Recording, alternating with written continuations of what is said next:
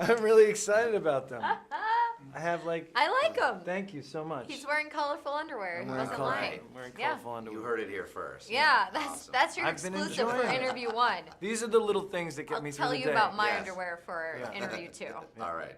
Well, thank you two very much for being with us. Thank you for having us. Yes. Thank you for inviting me. Luckily, we were right down the hall, so we just Yes, came it in. works out nicely. I was curious, I mean, this is such an original film. What was it that most attracted you to this project? That it was original because Yeah. you read so many scripts that are basically variations on each other. So when you get something that feels singular and with people that you think are talented involved, you leap for it.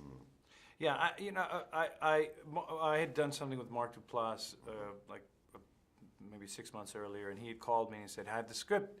Would you read it?" And my friend Jacob wrote, and I was like, "Absolutely," and because I love all the Duplass movies, and so I was like, "Oh, this should be interesting." But he goes, "It's a little different." And then I read it, and I was like, he's like, "It's about a monster that comes out of your ass and kills people and then goes back up your ass." And I was like, "Oh yeah, no, this is a little different than Jeffy who lives at home." And so so I read it, and I just thought it was really kind of special and different and sort of written like I was saying to somebody earlier, toilet humor is something that has been a part of pretty much every aspect of comedy that I've been involved with. Usually, if I write something, somebody's sitting on a toilet or doing something, talking about a toilet at some point in the story, and so I thought that this was written for me.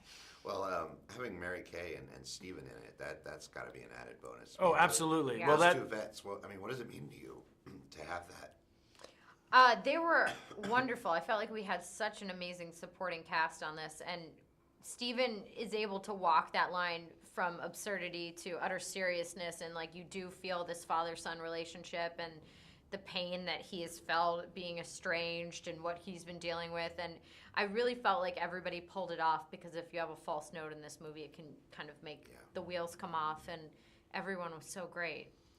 Yeah, it was every time Jacob said, "Oh, and now we got Stephen Root, or we got Peter, or we got Mary Kay, or we got Kamal," or like we were like, "What? Great, Yeah. awesome, this is amazing," because every person he named was somebody that I had hoped to work with at some point. Lastly, I gotta ask about Jacob. I mean, I think you had the little Freudian slip. You said the last thing I want to ask instead of ask. That wasn't a That's slip. it's appropriate. That's or writing. appropriate. I know that. Apropos. So, what was he like? I mean, can't imagine this movie directed by anybody else.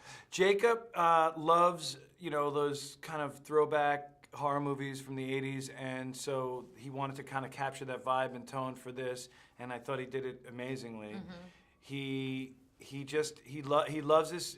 He wrote a really wonderful script, and he loves this character, and he would always be off camera making the noises of what Milo ultimately wound up making, and I think he does the noises. I think he voices Milo, but he would always stand off camera just going, and I'd be like, "Where the hell is that coming from?"